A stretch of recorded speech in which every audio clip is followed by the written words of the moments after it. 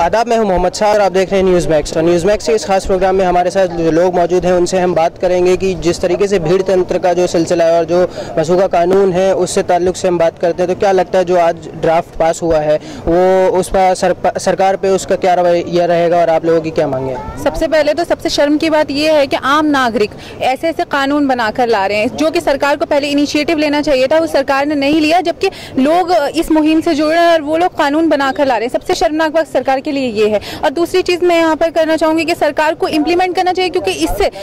किसी एक particular community की सुरक्षा नहीं हो रही है, यहाँ पे पूरे मानव की सुरक्षा हो रही है। तो यहाँ पे सरकार जब ऐसे कानून को खुद इम्प्लीमेंट करने में असमर्थ है तो उसको इस तरह के इनिशिएटिव्स को एक्सेप्ट करना चाहिए और उसको इम्प्लीमेंट करना चाहिए। तो भीड़ तंत्र के खिलाफ जिस तरीके से कानून लाने की बात होती है, तो इस चीज़ को, इन तमाम बातों को आप लोग कैसे देखते हैं और क्या इसमें और होना चाहिए?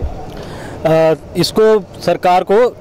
इसको देखकर अच्छे से इसको सरकार को इम्प्लीमेंट कर देना चाहिए, क्योंकि इस तरह का इनिशिएटिव मानव की सुरक्षा के लिए बहुत महत्वपूर्ण रहेगा। अदरवाइज अगर सरकार ऐसा कोई इनिशिएटिव नहीं लेगी तो इससे ये प्रॉब्लम आगे फ्यूचर में बहुत ज़्यादा बढ़ जाएगी, जिससे देश का जो संविधान है, जो सेकुलरिटी है, वो ख़त्म हो जाएगी और इससे देश का बहुत नुकसान होगा और आने वाले फ्यूचर में जो पीढ़ियां हैं उनके लिए बहुत नुकसानदायक होगी। ये कोई एक समाज या एक कम्युनिटी के लिए नहीं है, ये सभी पूरे देश को बाइंड रखने के लिए है और इसमें सभी शामिल हैं। ऐसा नहीं है कि इसमें दलित या मुस्लिम या कुछ एक पर्टिकुलर कम्युनिटी है। अतः इसे गवर्नमेंट को ध्यान में रखते हुए अपने खुद ही इनिशिएटिव न ले, इसने गवर्नमेंट ने नहीं लिया है लेकिन लोग लाए हैं इस चीज़ को, तो उसे अपने दम पे लेकर इसको पारित कर देना चाहिए, जिससे कि आगे भविष्य में प्रॉब्लम ना हो। देखिए, यहाँ पर एक लॉ बन जाता है, लॉ हमेशा से बनते आए, लेकिन उसका जो इम्प्लीमेंटेशन है वो ठोस होना चाहिए। यहाँ पे लॉज तो बहुत सारे हैं और उनका दुरुपयोग भी किया जा रहा है, लेकिन इसको सरकार को अच्छे से इसको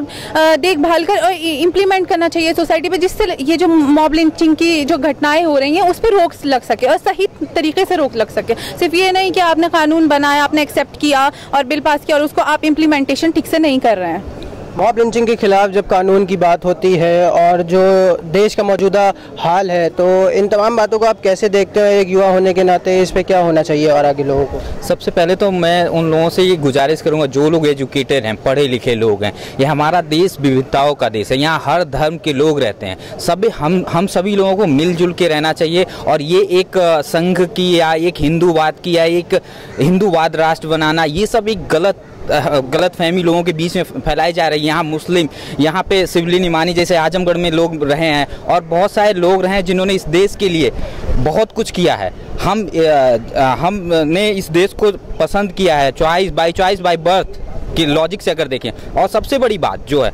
कि जो ये मॉब लिंचिंग हो रही है उसमें ज़्यादातर छोटे लोगों को आपस में लड़ाया जा रहा है, उसमें कोई बड़ा चेहरा या बड़ा लोग नहीं है, उसको एक उसके माइंड में इस तरह का जहर घोल दिया जाता है कि आप मुस्लिम हैं, ये गाय खाता है, ये इस तरह से करता है, उसको मार दो, उस तरह से उसके ऊपर कमिटमेंट करता है और उसके छोटे लोगों की जो ओबीसी दलित है उसके दिमाग में एक जहर भरा जा रहा है। और उन लोगों को आप जैसे कि मुस्लिम है तो पहले मुस्लिम को मार दो, उसके बाद मुस्लिम अपना खत्म कहानी, उसके बाद दलितों का होगा, वो दलित को दबाएंगे, उस तरह से एक वही फिर ब्राह्मणवाद आएगा, मनुवाद आएगा और फिर देश हमारा उसी गुलामी की तरफ और उसी मतलब असफलताओं की तरफ जाएगा, जिसमें हमारी टेक्नोलॉजी नहीं होगी। तो जैसा कि आपने जो बताया है कि सरकार जो धर्म की राजनीति और बंटवारे की राजनीति जो करती है, तो इन तमाम बातों पर आपने जो सवाल उठाया, तो कैसे देखते हैं जो आज के राजनीतिक माहौल है मुल्क का और जो चल रहा है आजकल?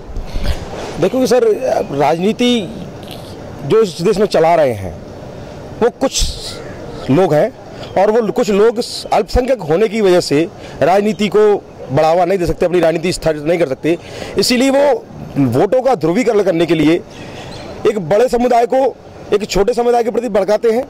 और कुछ लोगों के प्रति भड़काते हैं वेशभूषा, जाति, खान पान और उनके रंग के ऊपर। पर आज मोदी जी अमेरिका में कहीं कोई आग लग जाए उस पर ट्वीट करते हैं, पर भारत में जो मॉब लिंचिंग हो रही है उसमें मोदी जी का कोई ट्वीट नहीं आता। मैं सबसे ज़्यादा, आप मीडिया से हैं, इस चीज़ को अन्यथा ना लें, मीडिया इसके लिए सबसे ज़्यादा वो है। कुछ चैनल हैं जिनके नाम आज कह सकते हैं थाली के चट्टों के नाम से जाने जा रहे हैं। उन चैनलों के, उन पत्रकारों से, कथाकथित मीडिया के बैठे हुए जजमेंट देने वाले और हम ये कह रहे हैं कि किसी भी मॉब लिंचिंग को आप पत्रकार एक जजमेंट दे दें कि नहीं ये सही था ये गलत था। मैं ये पूछना चाह रहा हूँ मॉब लिंचिंग हो ही क्यों रही है किसी भी समुदाय को। मैं कहता हूँ हिंदुओं के प्रति नहीं हो, मुसलमानों के प्रति नहीं हो, दलितों के प्रति नहीं हो, पर हो क्यों रही है? हो इसीलिए रही है कि मॉब लिंचिंग के ऊपर भारत में कोई बड़ा कानून नहीं है। और साथियों, इस देश के अंदर दलित पड़ता है, मुस्लिम मारा जाता है, नजीब का पता नहीं है, पर आज